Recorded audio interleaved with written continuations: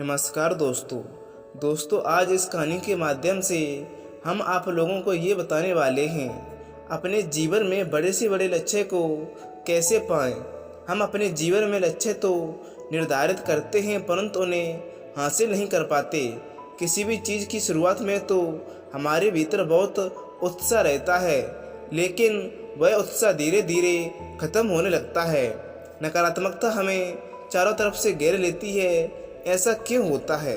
अगर आपके भीतर यह प्रश्न है तो गौतम बुद्ध के जीवन की यह घटना, यह कहानी आपके लिए है। मैं आपको विश्वास दिलाना चाहता हूँ कि आप इस कहानी के अंत तक सुनते हो तो आप अपने किसी भी लक्ष्य को पा सकते हो। गौतम बुद्ध के जीवन की यह घटना आपको एक गहरी समझ देने वाली है, परंतु इस समझ को समझने के लिए आपको धैर्य की आवश्यकता है। ध्यान से समझने का प्रयास करिएगा। गौतम बुद्ध होने से पहले सिद्धार्थ के नाम से जाने जाते थे। उनके जीवन में शारीरिक दुख तो कोई था ही नहीं, परंतु मानसिक पीड़ा बहुत ज़्यादा थी। वह एक राजा के पुत्र थे, जिसके कारण उनके जीवन में कोई भी शारीरिक दुख नहीं था। उनके पास हर सुख सुविधा थी, परंतु कोई भी सुख सुविधा शारीरिक दुख हो तो रोक सकती है, परंतु मानसिक दुख को नहीं रोक सकती है। बहुत ज़्यादा मानसिक दुख होने के कारण वे तय करते हैं कि वे अपना घर परिवार त्याग देंगे।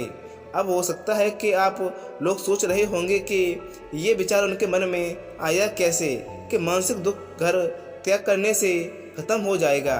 इस प्रकार का उत्तर उन्होंने अपने जीवन में कई बार कई सन्यासियों को देखता है, जिनसे वे बहुत प्रभावित हुए। जब वे पहली बार एक सन्यासी से मिलते थे तो उनके भीतर एक विचार आया था कि मैं एक राजा का बेटा होने के बाद भी भीतर से दुखी हूँ, और यह सन्यासी एक भिखारी होकर भी भीतर से प्रसन्न है। इसलिए उनके भीतर भी यह विचार आया है कि उन्हें अपना घर परिवार त्याग देना चाहिए।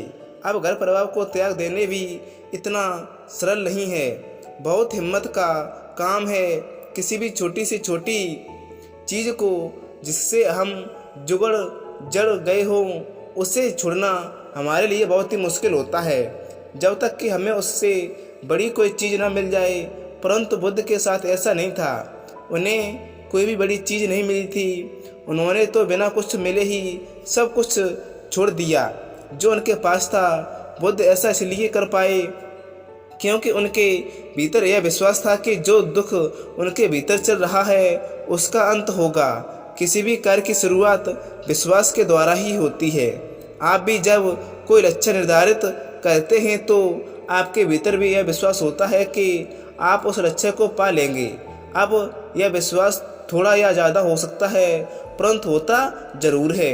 जब सिद्धार्थ अपने घर को त्याग रहे होते हैं तो उनके सामने तो पहली समस्या आती है। वह होती है कि उन्हें अपने घर के बाहर नंगे पैर निकलना होता है। उन्हें आदत नहीं थी कि ज़मीन पर नंगे पैर चलने की, परंतु क्योंकि उनके पैरों की हाइट सुनकर कोई उठ न जाइए, इसलिए भी वे नंगे पैर घर से बाहर निकलते हैं। अब ऐसा नहीं था कि ज़मीन पर नंगे पैर चलते हुए वे बहुत ज़्यादा उत्साहित होने वाली। ज़रूर बात यह है कि उनकी मंजिल जो दूर थी, परंतु यात्रा की शुरुआत में ही उनके भीतर कोई उत्साह नहीं था।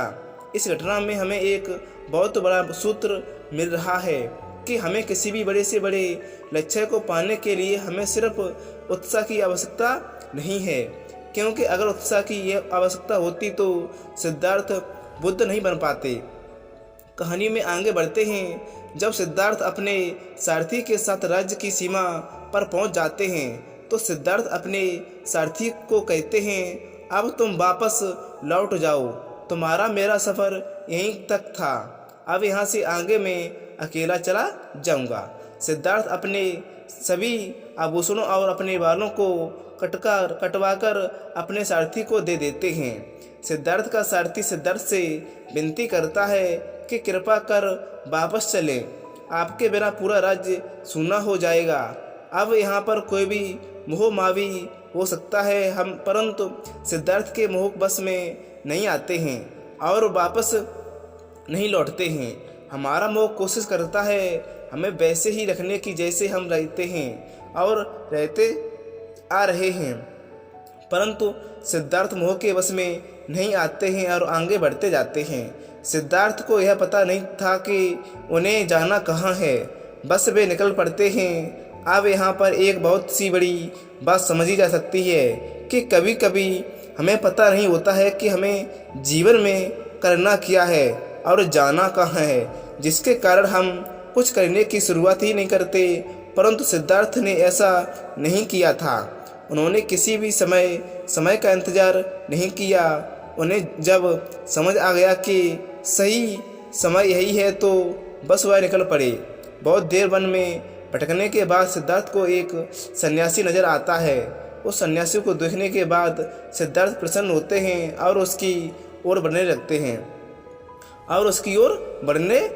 हैं। उस सन्यासी के हाथ में धनुष बाण होते हैं, जिससे वह पक्षियों पर निशाना लगा रहा होता है। सिद्धार्थ उस सन्यासी के हाथ में धनुष बाणी देखकर थोड़ा चौंकते हैं। सिद्धार्थ उस सन्यासी से पूछते हैं, भला एक सन्यासी के पास धनुष बाण का क्या काम है? वह सन्यासी कहता है कि हे, मैं सन्यासी नहीं हूँ, मैं तो एक शिकारी हूँ। वह दरअसल यह पक्षी एक सन्यासी की वेशभूषा देखकर डरते नहीं हैं, जिसके कारण इनका शिकार करना आसान हो जाता है। इसलिए मैं एक सन्यासी के वस्त्र पहनकर इनका शिकार नहीं करता हूँ। सिद्धार्थ को उस व्यक्ति की बात से बड़ा धक्का लगता है। सिद्धार्थ उस व्यक्ति से पूछते हैं, परंतु तुम ऐसा क्यों करते हो? वह व्यक्ति कहता है, यह मेरा व्यवसाय है, मैं अपने शिकार को बेचकर धन कमाता हूँ। तो सिद्धार्थ उस व्यक्ति से कहते हैं, यदि तुम्हें धन की आवश्यकता है तो तुम मेरे इन वस्त्रों को ले लो और मुझे अपने वस्त्र दे दो। आभूषण तो मैं सभी छोड़ आया हूँ, परंतु यह वस्त्र भी कुछ काम कीमती नहीं है। इन वस्त्रों में ही हीरे मोती और सोने के तार जड़े हुए हैं। तुम इन्हें ले लो और मुझे अपने यह सन्यासी के वस्त्र दे दो। इस तरह की बहुत सारी नकारात्मकता से भरी घटनाएं सिद्धार्थ के जीवन में घटती हैं, परंतु सिद्धार्थ अपने मार्ग में आगे बढ़ते चले जाते हैं। कई वर्षों तक सिद्धार्थ सत्य की खोज में भटकते हैं। इन कई वर्षों में सर्दी, गर्मियाँ और बरसात कई बार आती हैं, परंतु कोई भी मौसम, कोई भी परिस्थिति सिद्धार्थ को उनके लक्ष्य तक पहुंचने से नहीं रोक पाती। अब बहुत सारे लोग यह सोच रहे होंगे कि सिद्धार्थ अलग थे, उनके भीतर कुछ अलग था। तो इस प्रश्न का उत्तर सिद्धार्थ ने बुद्ध होने के बाद कई बार दिया कि मनुष्य में कोई भेदभाव नहीं है। हर मनुष्य के भीतर बुद्ध होने की उतनी ही क्षमता है जितनी मेरे भीतर ही थी। बुद्ध ने यह बात कई बार कही, परंतु लोग फिर भी इस बात पर विश्वास नहीं कर पाते। अब आपका सवाल हो सकता है कि आप वह क्या चीज़ है जिसका कोई भी नकारात्मक, कोई भी खराब परिस्थितियाँ कुछ नहीं बिगाड़ पाती हैं। वह चीज़ है आपका साफ विजन। अगर आप साफ देख सकते हैं तो आप होना चाहते हैं तो आप हो जाएंगे। तो किसी भी बड़े से बड़े लक्ष्य को पाने के लिए हमें इन चीज़ों की आवश्यकता होती है। पहली एक बड़ा कारण है और दूसरा एक बड़ा विश्वास होता है और तीसरा एक साफ विजन होता है। धन्यवाद। तो दोस्तों, ये आपको कहानी कैसी लगी है?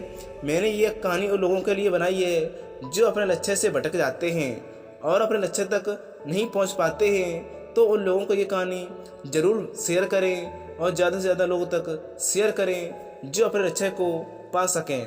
तो दोस्तों, आपको ये कहानी कैसी लगी है? अगर आपको ये कहानी अच्छी लगी है तो उन लोगों तक ज़रूर शेयर करें जो अपने लक्ष्य से भटक जाते हैं या उनका कोई लक्ष्य भी नहीं है। तो दोस्तों, मैं आशा करता हूँ अगर आपको ये कहानी अच्छी लगी है तो वीडियो को लाइक और चैनल को सब्सक्राइब जरूर करें। तो नमस्कार दोस्तों, मिलते हैं आपको नेक्स्ट वीडियो में। धन्यवाद।